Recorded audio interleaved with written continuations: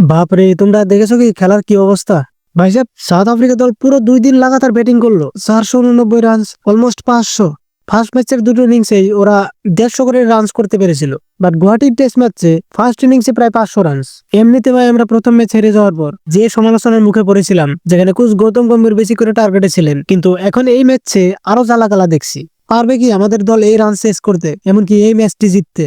বন্ধুরা, একটা জিনিস কি যে দেখো, ওদের মানে সাউথ আফ্রিকা দল থেকে লাগাতার 9 জন প্লেয়ার পর্যন্ত রানস করে গেছে, যেখানে অনলি মাল্ডার খেলতে পারেনি। বাট বাকি ওরা প্রথম থেকে কয়জন, এই ধরো 30-40 করে রানস করেছে, আর নিচে থেকে সেনুরান মুতুস্বামী সেঞ্চুরি মেরে দিয়েছে।